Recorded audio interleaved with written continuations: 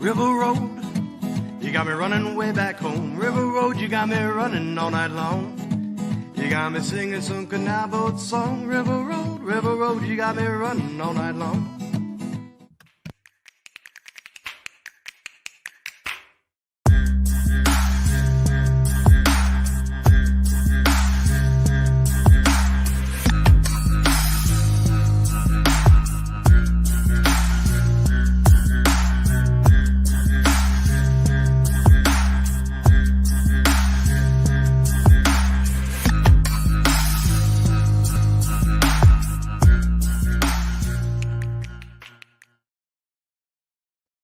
All right, everybody, welcome to another episode of Niner Nuts. I'm Dan here along with Eric. Eric, how we doing? Doing great. Victory Monday, Dan. Oh, victory whole weekend. That's the benefit, folks. If you missed it, we played on Thursday. That's why we didn't have a game yesterday. And that, you know what? We didn't feel like doing a recap on Friday. So that's why we're talking about it now, 3 days late. But we're here and we will talk about our awesome victory in Seattle, our 6th consecutive victory against the Seattle Seahawks, including the playoffs. But as is our new tradition, we must recap what was going on during the week with our little quick run-throughs. We each write a little paragraph about what we thought of each game. Very brief time for follow-ups, but obviously we're here for the Niners, so we keep this kind of quick. We will start with the Jaguars and the Bears once again in jolly old England. 2 weeks in a row now. The Bears have been playing like we expected to from the get-go. We know now that they have the tools to succeed, but can they keep it up, of course? Then on the other side, once again, the Jags just can't figure it out. Doug Peterson said it's a culture problem. I think it's a little more than that, but yeah, if they weren't in England right now, he probably would have been fired if this was in Florida. That would just be great. They fired him and left him in London. Dude, right? Yeah.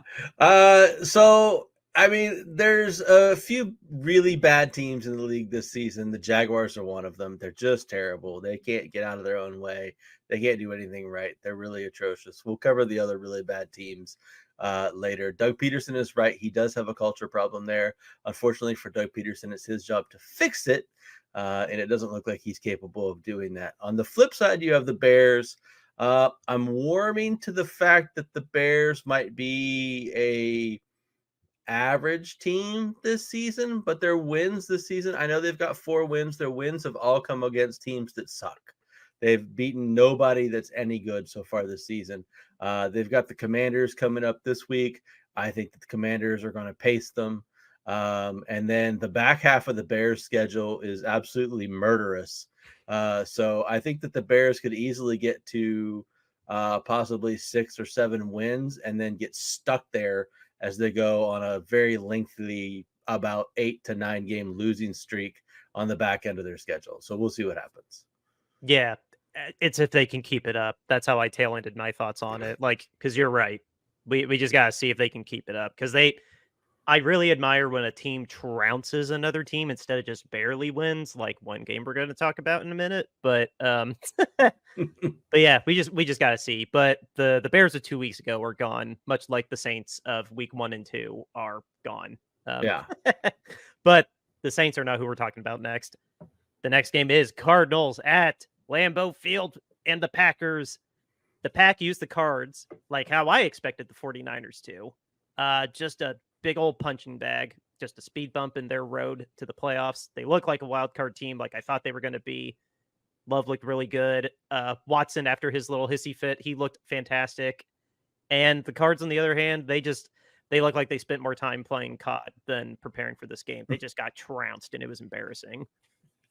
Well, the bad news is the new Call of Duty doesn't come out until like October 26th. So theoretically, Kyler Murray should have still been focused, but he's not. The Cardinals offense just, I mean, I haven't watched a ton of Cardinals football, but when I have watched them, they just have no real offensive identity. They just don't have, and it's really surprising with Marvin Harrison Jr. Now, I know he got hurt in this particular game, but they just don't have any ability to sort of like attack you. Everything is like, it's a real passive offense with them.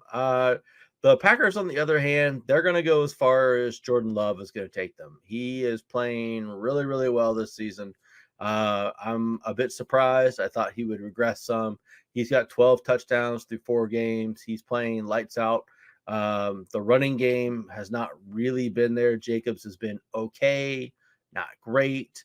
The defense is playing well too, but Love is really the straw that stirs the drink there. If some team can shut him down or slow him down or force him to make mistakes, you got a good chance to beat the Packers.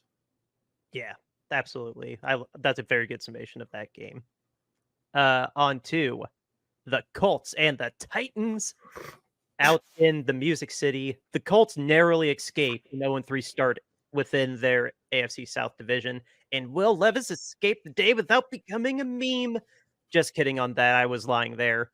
But the first note, or the real thing, is that I don't really have that many notes for either of these teams. The Titans just need a whole new quarterback room, and the Colts, I understand their game plan. We don't have enough time to get way into it, but yeah, Joe Flacco's gonna be fine, but for their long-term plan, they want and need Richardson to get out there, and it's just gonna be a weird season for them. Barely escaping the Titans, though. It's a division game. I'm not reading too much into it. I don't know. Neither of these teams interests me in the slightest bit. I don't know what to say. It's just bad. I mean, the Titans are terrible. We knew they were going to be terrible to start the season. We discussed when we had our show where we ranked quarterbacks. The Titans quarterback room was one of the worst quarterback rooms that we had listed in the NFL. They just have nothing at the quarterback position. We knew Levis was going to be bad. We knew whoever backs him up was bad. I mean, it's just a bad situation there, and that whole team is going nowhere fast. That's another team that's much like the Jaguars, really, really bad this season and not going to get any better anytime soon. The Colts are I don't think that the Colts are really any good either, to be honest. I think they just beat teams that suck. So, and I think that they're going to regress when Anthony Richardson comes back and starts playing again, which is going to be next week. So I don't think that they're going to be any good either. I mean, right now the Colts have wins over the Bears, the Steelers, and the Titans. Out of any of those teams, I guess you could say that the Steelers are good, I guess. But I mean, again, they've beat nobody. So, I mean, they're just going to go back to stinking and being bad when Richardson gets back in there and throws at 50% and can't do anything. It's a really odd predicament that the Colts are in. I'll reserve this for being my only real diatribe. They're in a really weird spot. Everyone's got injuries across the board, but I mean, it's a matter of if you can weather the injury bug or not. And the Colts are kind of doing it, and they're kind of not at the same time. Like, they're not spinning their wheels the same as the Titans, but because of how much they've invested in Anthony Richardson, like they with him of getting injured again, they're just in a really awkward spot, and it's just going to make for a very awkward rest of the season. Like, I'm predicting that now. Like, I don't know, maybe their ceiling is 7 wins now. The floor could be obviously anywhere below that. I don't know. It's a very, very odd spot for the Colts, and I can't see this season. I can't see that Jim Irsay is hoping for anything more than a 500 season at best. Like, I feel bad for the Colts. This is just a very odd year for them to be in. Well, the weird predicament they're in is that they're better with Flacco, but they have to play Richardson. Yeah. So, I mean, I don't know what you're supposed to do in that scenario, right? I mean, the quarterback that gives you the best chance to win is Flacco, but you have 39. Yeah.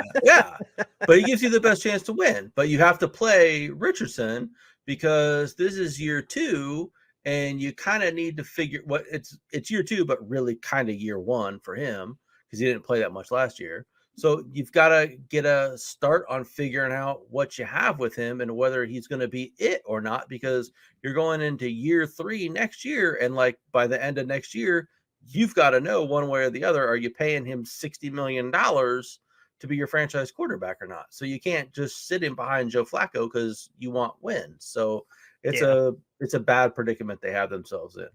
it sucks. Anyway, we need to move on to the Texans at the Patriots. I have very few notes on this game because all the Texans had to do is not get any serious injuries and they'll walk away with a win. Easy. Check. Drake May, things are going to get better. You already threw more touchdowns than Jacoby did, and you didn't take 6 sacks. Yeah, I think he took 5, but hey, silver linings. Yeah, I mean, this is what I expected to see out of the Texans for most of the season. I expected their offense to look more dominant like this. I don't know if this is a reflection of playing the Patriots, who again are now one of these teams who are really, really objectively terrible in the NFL this season. So that's 3 of them we've hit so far. We've got the Jags, we've got the Titans, and we've got the Patriots, all just really bottom feeder teams. But wait, there's more. Yeah, yes, there is. It could also be the return of Joe Mixon. You've talked a couple of times about that when we've been doing these recaps about how the Texans have been missing Joe Mixon. And Mixon came back, had 13 carries for 102 yards and a touchdown. Plus, he added like 30-some yards receiving and another touchdown through the air. So maybe he really is the engine that makes the Texans offense go. Not sure about that yet. We're going to have to see over the upcoming weeks. But I am intrigued about the possibilities of this Texans team if this really is what they're going to look like going forward. Oh, 100%. I'm glad you took note of that, because no, I noticed that too, that Mixon finally came back, and just that's very hard to replace when somebody can consistently get over 80 yards. Let's say he had well over 100, but that's really hard to replace that production when he's out. Yeah. On to the Bucks and the Saints. Oh, dude, this is up there with the Bears and the Colts as like a contender for my favorite game of the year. This was the most wild first half of football I've seen in quite a while. But then after that, the Bucks clamped down and dropped a 50 burger on the Saints.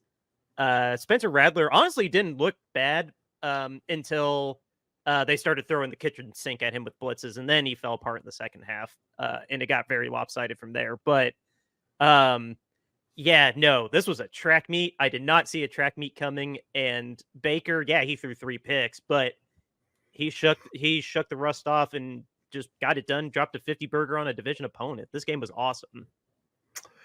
Yeah, I mean, the luster has really fallen off the Saints since those first 2 games of the season where they put up 90-some points, and everybody was talking about how they were just going to run away with the NFC South, and look out, here comes New Orleans again. They've gone 0-4 since then and haven't looked the same by any stretch of the imagination. Now, obviously, with the rookie quarterback in there, you kind of don't expect a whole lot. I mean, they still did put up 27 points, so you'd kind of figure that they would have a chance to win, especially when the Saints defense is supposed to be good, but then you have the Buccaneers hang 51 on them. So there's some bad blood between these 2 teams. I'm not surprised that when one of the teams got up, they stomped a mud hole in the other one. That doesn't surprise me at all. I don't know what to make of the Buccaneers yet. They're probably good, I guess. They're gonna, I guess, much like the Green Bay Packers, they're gonna go as far as Baker Mayfield takes them. Baker Mayfield is, unfortunately for the Buccaneers, gonna just throw up all over himself in a game at some point in time, and it's gonna cost them. And really, you're just wondering, is that going to be in the playoffs or not? He is liable for some brain farts. I can't deny that. Like, he threw 3 picks in this game that were 2 of them were really inexcusable, but if they can keep their heads on right, like, I think these Bucks will still surprise some people still. So on to the Browns and the Eagles. All right, I have to just bear with me as I read my notes the way I wrote them, kind of scriptish. All right, let the ass kicking begin any minute now. Okay, Nick, the Browns defense is okay, but all right, let's get going. Okay, you can beat them now. And, okay, we walked away with a win. Now, this game says far more about the Philly fan base being right about Nick to me. Just, yeah, he's got to go on a tear to save his job at this rate. The Browns are still being the Browns. That's all I have to say about that. They're not going to change because their owner is an idiot. And yeah, no, even with Devonta Smith and AJ Brown back, I'm honestly pretty worried about these Eagles. They should not have struggled as much against the Browns as they did. Yeah, the Eagles really surprised me in this game. I watched nearly all of this game because I had a bet on this game, and the Eagles, I thought we were just gonna blow the Browns out of the water, and they just didn't. They look very disjointed. They don't look like they have any real team chemistry. They kind of look like if you play like Madden Ultimate Team, right? And you get like all your little cards together and you just like assemble a team and put it together and just threw it out on the field. Like that's kind of what the Eagles sort of like look like. They don't look like they're really a team. They just look like they're guys that are out there that happen to be playing at the same time.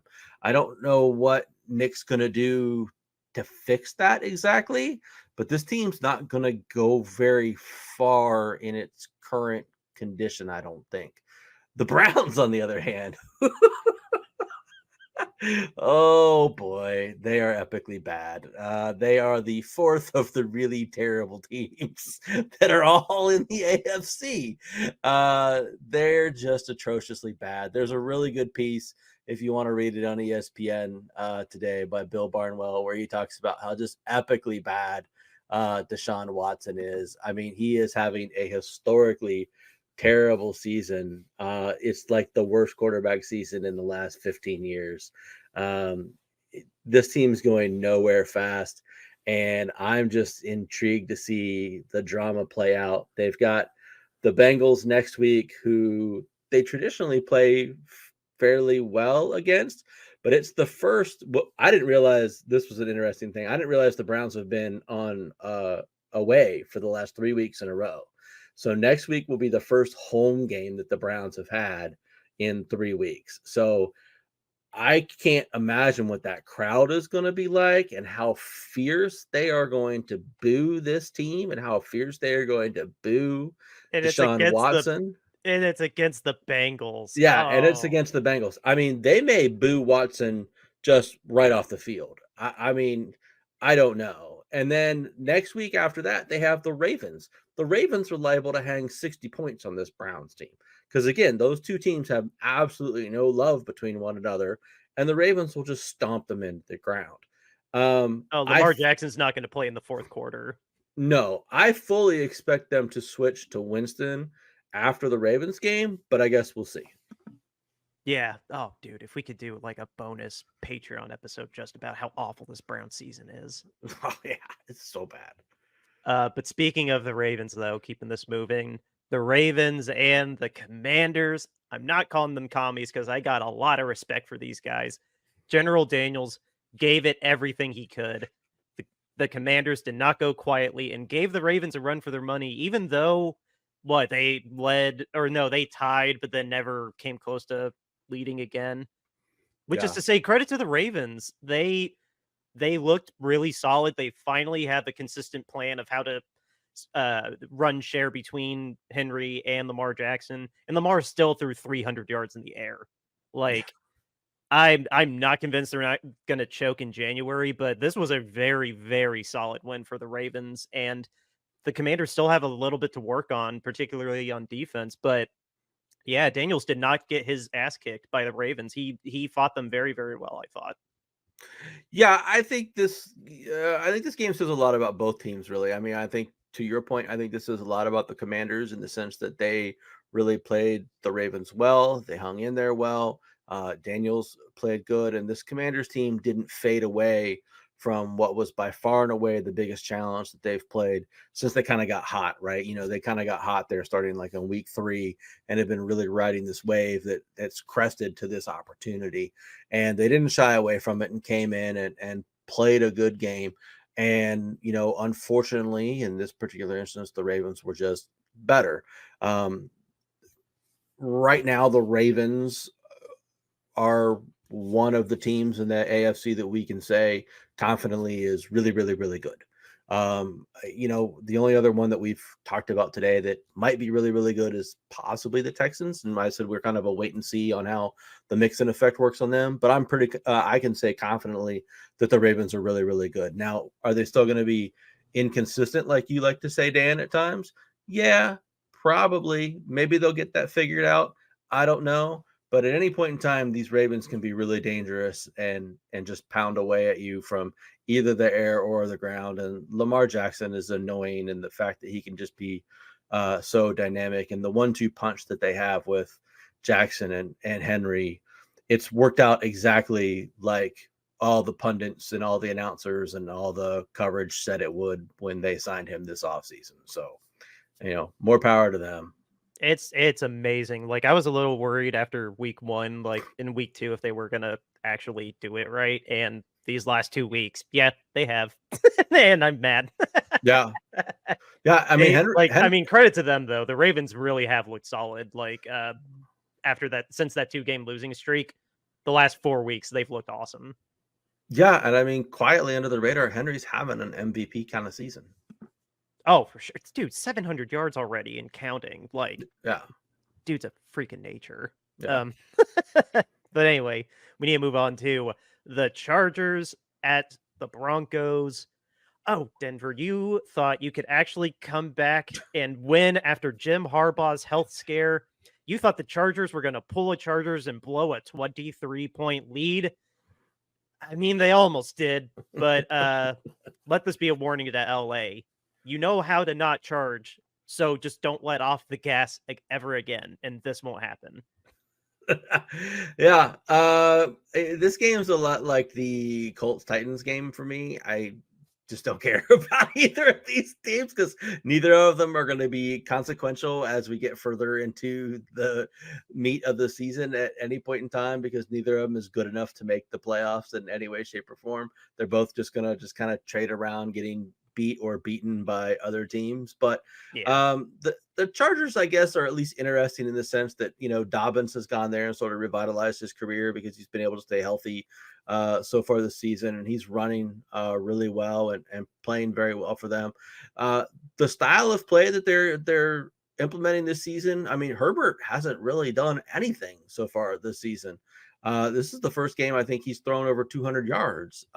So they've really kind of changed the play style there from, what he's done over the last 5 years. And so I think that's really interesting. And I guess we'll see how that, runs the course for them. The Broncos are just going to be a mess. They've got Bo Nix, who shows flashes of grandiose and then flashes of poo, every other play. So I don't see them getting very far. They do play the Saints next week, so that's rather interesting in sort of the Sean Payton revenge game. So we'll see that's a Thursday game. Oh, yeah. So I'll watch that. That'll be interesting. But I mean, they don't have enough star power. They don't have enough weapons in their artillery to go anywhere at this point in time. No, neither. I feel bad for Jim, but neither of these teams are going to mean anything come December or January. I agree. Chargers have better building blocks, at least. Yeah, no, very much so. I'll agree there. So on to Steelers at the Raiders. Las Vegas says that Adams might stay after all. You might want to double check that after giving up 32 points to the worst offense for a team over 500 in the league. You might want to give him a call and then offer to pay some of his contract to any team that still has an offer on the table to avoid making this offseason more awkward. Yeah, there's no way. There's no way Devontae Adams is coming back and playing for this team. It's not going to happen. He is not catching passes from Aiden O'Connell. He is not catching passes from the mustache anymore this season. It is not going to happen. He will be gone. And then I don't have any notes on the Steelers. The Steelers just did their thing again. Nothing flashy, nothing terrible. Just they took advantage of a very terrible Raiders game Raiders team, and they actually put up 30 points. Yeah. I mean, Justin Fields was not very good again. So, we're going to continue to hear the quarterback controversy over whether or not once Russell Wilson gets healthy, who they should put in there and whatnot. But I mean, like, I don't know. I don't think you can really take Justin Fields out. They keep winning with him in there. But again, I will make the point that the Steelers aren't beating anybody that's any good. They've beat the Falcons, who, God love them, they're ridiculously inconsistent week to week. And it was week 1 when Kirk Cousins wasn't really ready yet. They beat the Broncos, who we just talked about are terrible. They beat the Chargers, who we just said aren't really all that good. And they just beat the Raiders. So, I mean, they don't have any signature wins. They lost to the Colts, for God's sakes, and they lost to the Cowboys. So, I mean, they haven't beaten anybody of any significance yet. They've got the Jets next week. They've got the Giants after that. So they could theoretically be 6-2 heading into a matchup with the Commanders and the Ravens. So, I mean, who knows? It's the wacky NFL season this year. I secretly really kind of like this Steelers team just because of the moxie that they have and the fact that they just sort of keep winning games that they really shouldn't, and there's no real reason for them to win games with the terrible quarterback play that they're getting. So I kind of just am infatuated with their ability to win, but they're not going anywhere. No, I agree. That's funny. You have the Steelers, I have the Bucks. That's yeah. My little man crush of a team is like the Steelers for whatever reason. Yeah, I keep my fingers on the pulse on the Colts and Bears, but no, my crush team this year definitely is the Bucks. Yeah. Anyway, need to move this a little. Lions and the Cowboys. How about them boys? Stuck in one of the worst home game stretches of all time. This was just, I keep saying speed bumps. This was just a speed bump for the Lions. Complete domination, top to bottom. I think they scored on 9 consecutive drives in a row. Just a complete embarrassment. And on Jerry's birthday of all days. It just sucks that it cost them Aiden Hutchinson. That injury was gruesome. It's horrible to watch. Obviously, he's out for the whole year, and I just prayers up to him. But I don't know. We'll see how that defense adjusts without him. But nothing offensively needs fixing. They are a top 5 offense, and they should It'll be interesting to see if they get the division over the Vikings or not. But both the Vikings and the Lions are going to make the playoffs, I believe, at this rate. Well, funny you mentioned that because the Lions play the Vikings next week. So we're about to see which team is made out of what next week. Oh, fresh off a bye week. That sucks for the Lions. Yeah. I'm very excited to watch that game. It's going to make for a good football Sunday. We got Lions, Vikings, and then Niners, Chiefs. So be very excited for Sunday football that day. This is what the Lions are capable of doing. They're capable of exploding for a lot of points. And their defense is capable of holding people down. This Cowboys team is maddeningly inconsistent. They have worlds of talent across the board at all positions and at all levels, and they just don't put it all together. They're kind of like we just talked about the Eagles a little while ago. They're kind of like that. They just don't have an identity. It's like you just took your stars and you stuck them out there and you just expect everybody to just play good and make things happen. And it just doesn't work that way. Mike McCarthy, not a good coach in his last year of his deal, probably coaching for his job and not doing a very good job of it. Oh, definitely is. On to Falcons Panthers, 22-17 at halftime. Okay, Panthers, I see you. Maybe they'll end the season with 4 wins after all. All right, Falcons at Panthers, 22-17 at halftime. Okay, Panthers, I see you. Andy Dalton's getting a little competitive. Maybe this team will end with 4 wins or more after all. Regardless, though, the Falcons made their fans sweat it out, but there was no reason to think that the Bucs were actually going to let this game out of their fingers. And, I mean, they didn't. And they ended up, I think it was 38-20 at the end, something like that. Yeah. So, no, the Falcons just kind of played with their food before finally finishing it. So, I mean, other than that, those are the only notes I have on this. The Falcons still look like the Falcons, and the Panthers, I don't know. Don't sleep on the Panthers, but I mean, they're still just eh. Yeah. So the Falcons have a lot of talent and a lot of skill, and I think if they can get it all together, I think this team can be really pretty good. Cousins is still a top probably 12 quarterback. They've got some real talent at the receiver position. They certainly are very talented at the running back position. The defense isn't great, but it's not terrible either. So I think that this team, if they can get everything kind of figured out, I think that they could potentially make some noise. Maybe win a playoff game. I'm not sure, but they certainly are going to be a threat throughout the rest of the regular season. It's just how consistent that they can be.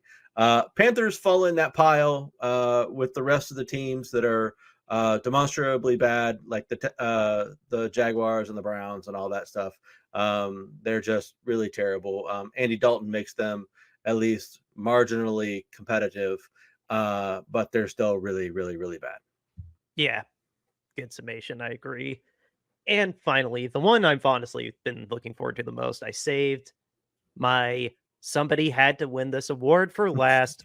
So here you go. The Bengals at the Giants. Here you go, Cincinnati. Here's your someone had to win this award and just go away.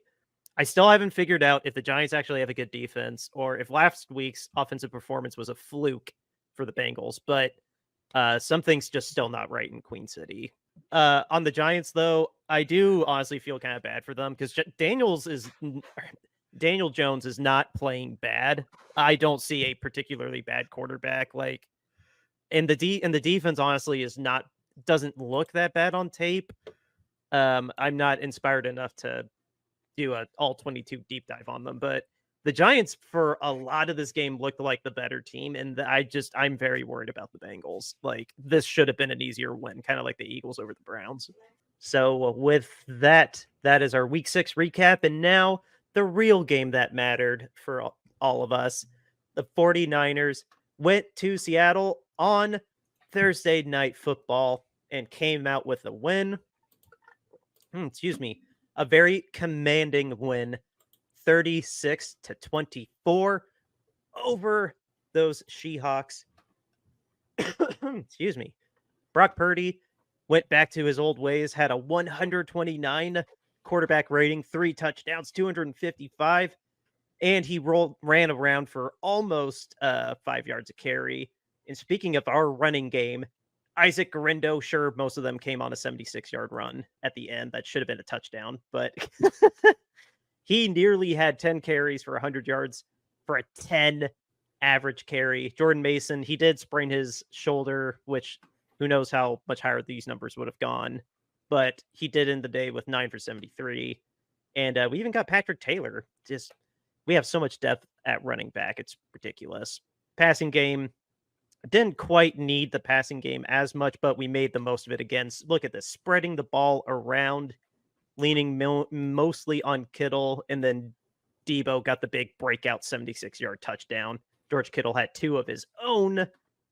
And then the Seahawks, they said explicitly, we do not want to be a pass-only game. We have to get the running game going. And well, you see here, that didn't exactly work. 20 carries for 52 yards and a touchdown, a cumulative 2.5 yards per carry between Kenneth Walker, Zach Charbonnet, and Geno's 1 run attempt. So guess what happened? Geno Smith threw it 52 times, and it resulted in 300 yards, but 1 touchdown, 2 picks for a 65.5 rating. Not a good day if you're a Seahawks fan. A great get-right game for us. We needed it before the 10 days off before Kansas City. We did, of course, we can't ignore the elephant in the room. We had a little bit of a scare there. I definitely had a couple moments where I thought, dear God, we are definitely going to blow a 20-point lead. But luckily, the offense kept us afloat. Our defensive mistakes were minimal. We did give up a return touchdown on special teams, but I mean, you know what? We had to weather quite a bit between quarter 2 and 3, but we got it done, and we got a good battle-tested contest out of this that hopefully will be the get-right game that we can start carrying through the rest of the season and go back on a winning streak like we've seemingly do every year. I wish we didn't, but you know what? I mean, at least right now, I'm going to try to still celebrate. Our record is tied with the Seahawks, but we beat them, so that's the tiebreaker. And the Cardinals lost, so we're even further back on top of the NFC West. Yeah. So I'm trying to celebrate the many victories that we did have in this game, and we did fix quite a few of the problems that we had over the last month of the season. But I mean, there's always something still to work on. Just we won 30. We almost dropped a 40 burger on the Seahawks. Like that's pretty awesome in itself. Yeah, I mean, you hit a lot of the good things there, Dan. I mean, it was great to see Purdy revert back to form. I mean, I guess when you say that, I mean, I don't think that he's played bad through any of the. I think he had like one game that was like not great. He got back to over 100 quarterback rating consistent, like he was consistently, like even last year. He was consistently over like 110 last year. Like it was stupid what his quarterback rating was. Yeah. Yeah. So, I mean, it was good to see him do that. The 3 touchdowns were a high for the season so far. So that was really nice. He was throwing the ball well. He was making plays. And, you know, he's just been doing everything that he's been doing that we keep expecting him to do and that we've been blessed to have him do as our quarterback. Very disappointed that Mason got hurt. I think that's a real big injury for us. I don't trust Garendo with running the ball at all. I mean, I know that he broke off a big 76-yard run that he should have taken in for a TD, which I can go on a whole tirade about. I don't know why he didn't score. That just never makes any sense to me in any way, shape, or form why you don't just score, but whatever. Do you have any relief, though, that at least it's just a sprain and nothing like broke or tore for Jordan Mason? I do, as long as it means that he can play in the Kansas City game. I mean, that's my biggest concern is, I mean, we really need him because in the 5 games previous to this that I've seen Isaac Garendo play, he just runs into the line of scrimmage and falls down. I mean, he hasn't shown the ability to do much of anything else. And I guess if I do some quick math here and I take out 99 minus 76 and I do 23 and I divide that by 9, that gives him 2.5 yards of carry on every other one that he did that wasn't the one that went for 76 yards. So not really impressed with 2.5 yards of carry. And that's my big concern is that without Mason there to hold the running game down, we're going to really struggle there. And, you know, a recipe for our success, as good as Purdy is not having Purdy drop back and throw the ball 40 times a game. You know, Kittle continues to play great this season. He's having an all-star season and an all-pro season for himself at the tight end position. You know, I kind of poop on guys a lot for not really earning their money. Kittle is earning every bit of what we pay him so far this season. He's just been wonderful, and he's really, truly been unlocked since Brock has become our quarterback. Purdy really knows how to play with him and knows how to find him and knows how to get him the ball in ways that, oddly enough, Garoppolo didn't do, which is so bizarre because all Garoppolo did was throw across the middle of the field, you know, 5, maybe on a good day, 10 yards down the field. So you would have thought that Kittle would have had a bunch of catches as the tight end sort of in the middle of the field, but he just never really threw it to Kittle for whatever reason. So, you know, Purdy's really helped George really ascend back up into the top tiers of tight ends. You know, Debo, 3 catches, 102 yards. I mean, again, he broke off a big 76-yard catch and run on a guy that whiffed on a tackle. So, I mean, that's great, but he didn't do a whole lot really otherwise. Ayuk continues to not do anything, which is kind of frustrating. I thought that the defense played pretty good overall. I would have liked to have seen them get a little bit more pressure on Geno Smith. I didn't feel like we made Geno uncomfortable enough sitting back there. We really only got 1 sack on him, and that came really near the end of the game. I mean, for dropping back 52 times, we should probably have 4 or 5 sacks. So I think that still continues to be a problem for us. That's the biggest problem I see on our defense, honestly, is the fact that like it's statistically pressure.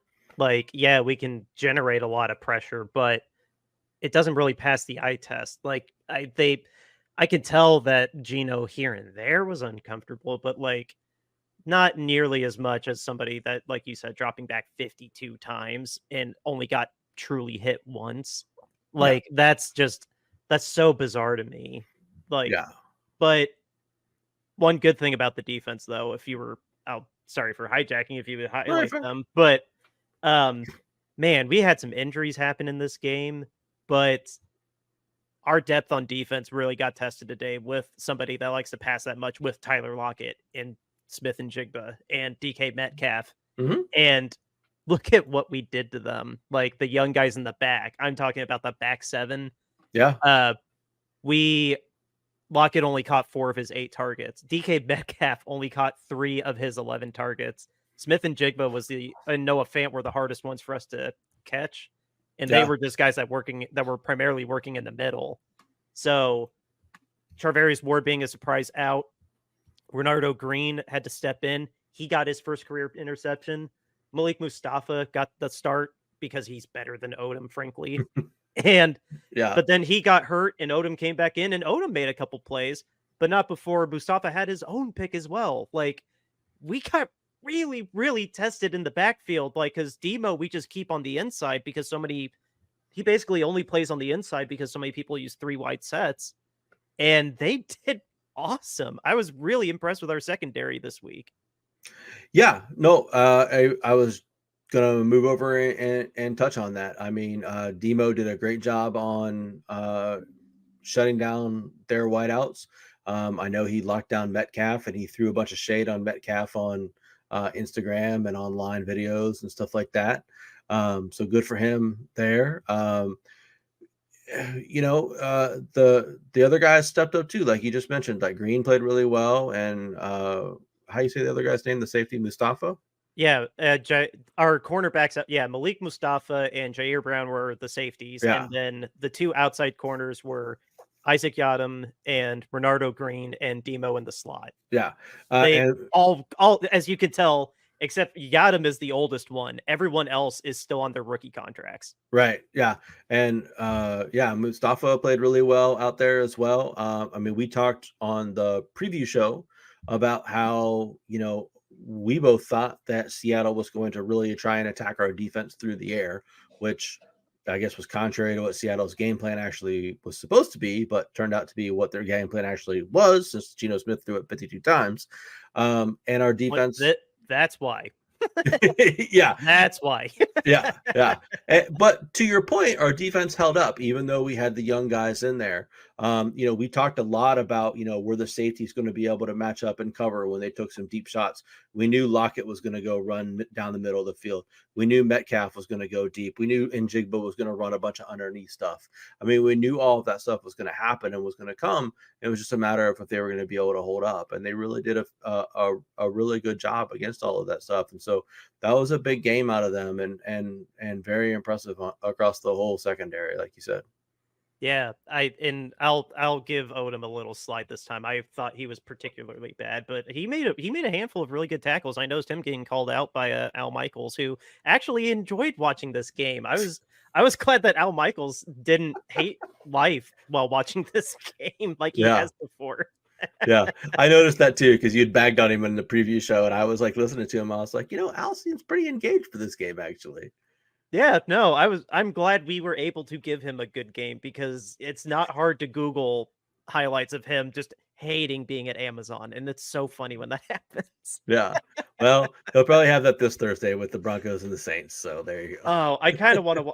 I'm not planning on watching the game, but I do want to keep an eye out for if any clips of him go viral where you can just hear him just audibly. Ugh. Yeah. So I mean, I I guess looking forward to this coming week. Not I want to get too far into a preview or whatever, but I'm still not. We got to shout out right real quick though. Our backup kicker who dislocated his shoulder because of how invested in this game he was. He did. He's apparently like a rocket scientist or something like that too. Oh, really? Yeah, he's apparently a smart guy. Well, he didn't know how to take. I mean, he didn't know how to not get hurt throwing his shoulder into the returner. That's true. Well, But yo, three field goals and 3 extra points, no misses, and he made a save on a return. Like, yeah. I hope he can kick for us against Kansas City. He did a great job. He shouldn't need his shoulder to kick. He should be fine. So I'm pretty disappointed in the special teams return for a touchdown. Special teams continues to be a real big problem for us. We still haven't solved that problem. And I mean, when I say special teams is a problem for us, you and I are on the same page that it's the defensive aspect of special teams. The offensive aspect, I mean, Wisnowski is still punting very well, and Moody and or Rocket Man, they're kicking the ball just fine. It's the other aspects that go around that have all been terrible. Yeah, return coverage for us is awful. Like return coverage is awful, and our return team is awful. We barely get the ball out to the 20 when we return it. It's terrible. No, it's yeah. I don't know what magic we need to fix that, but no, if there's one true Achilles heel of the team, it's take advantage of us and make a splash play on a return, like, because our coverage sucks. Yeah.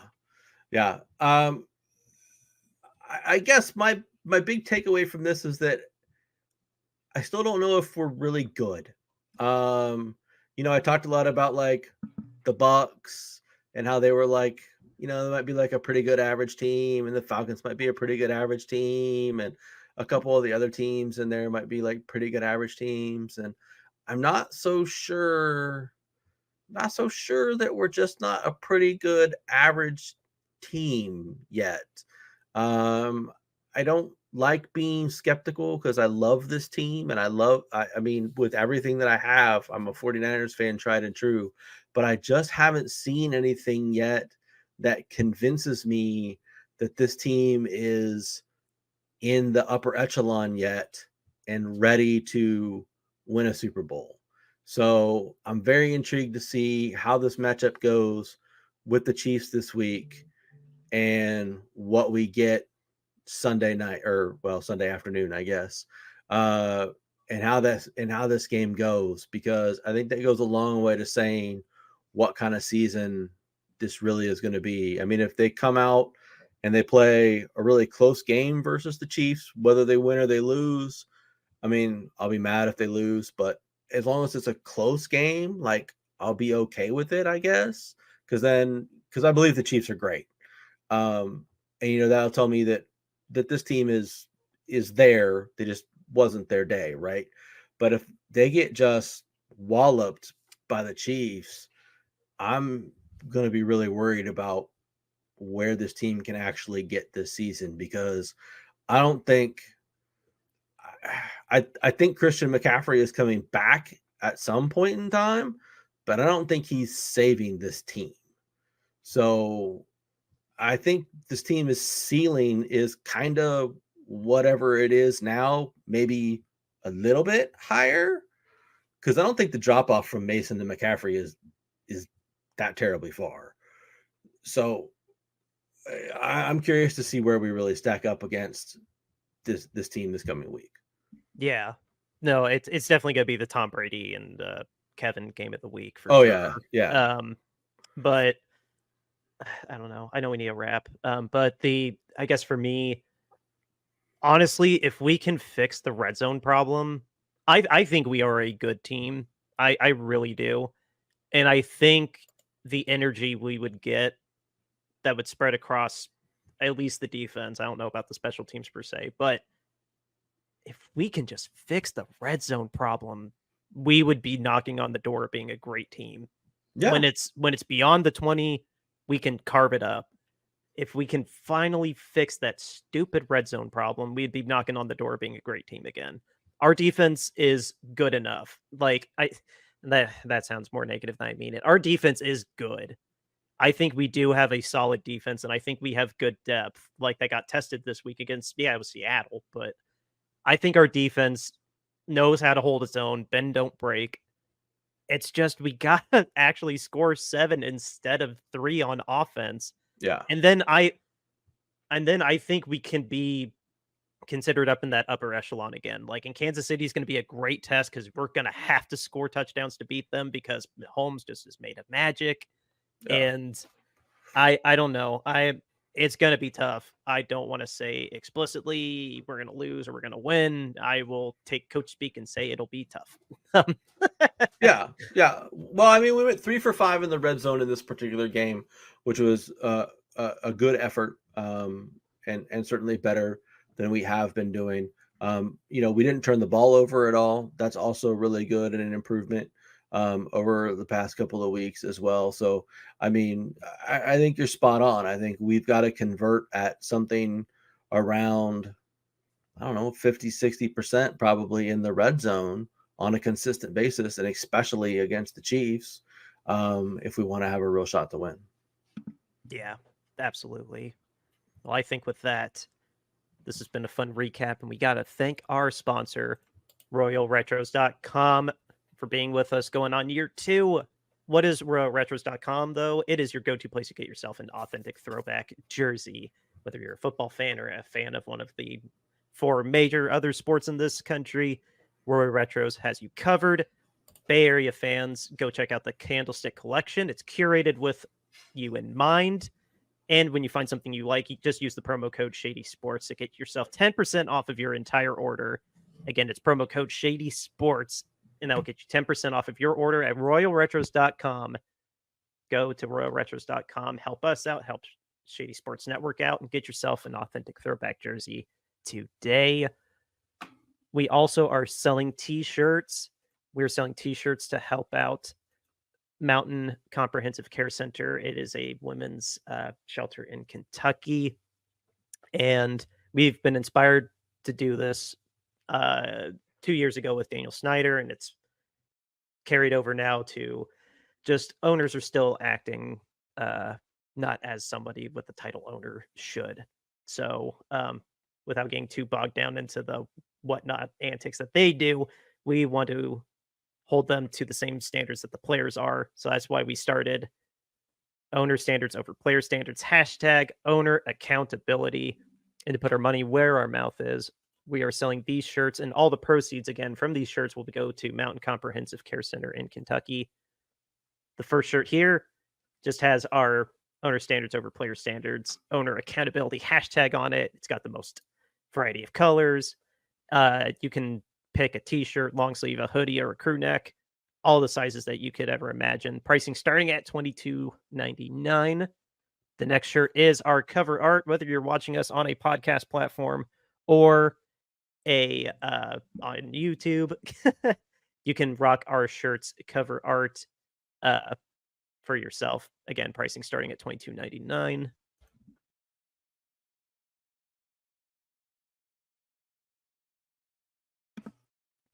Oh, I'm back.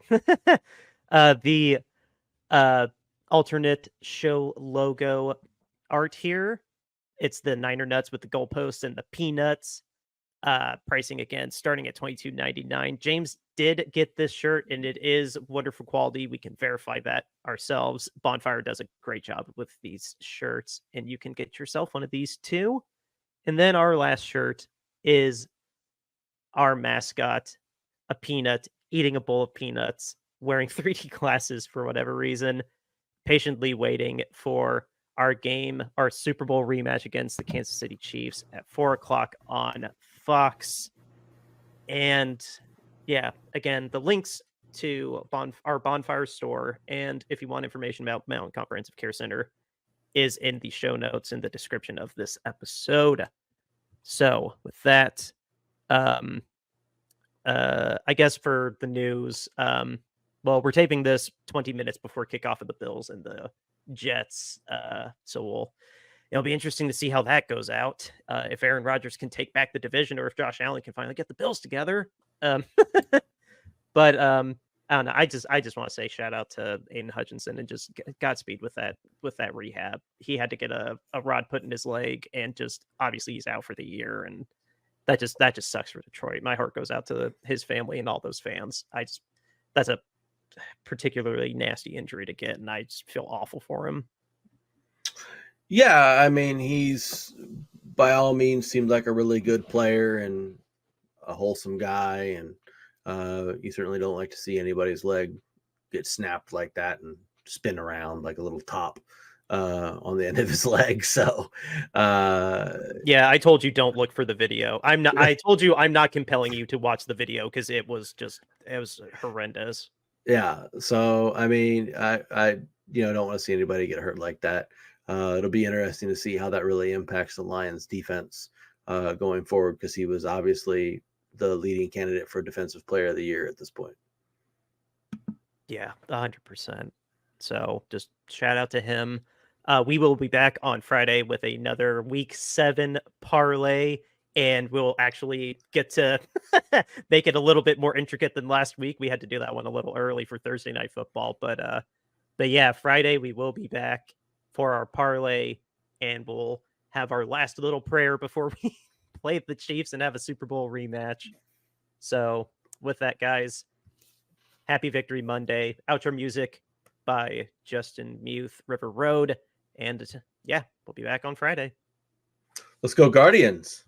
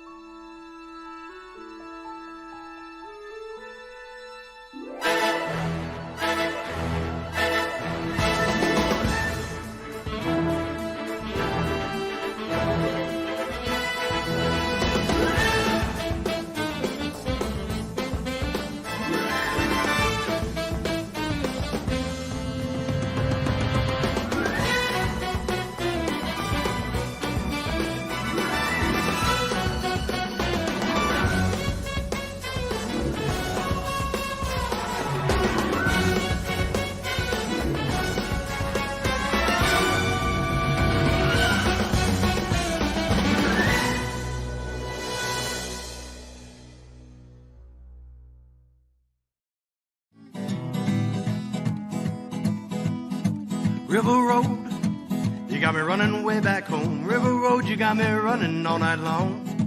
You got me singing some canal boat song. River Road, you got me running all night long. River Road, where have all the women gone? Have they kissed her hand and waved you bye-bye?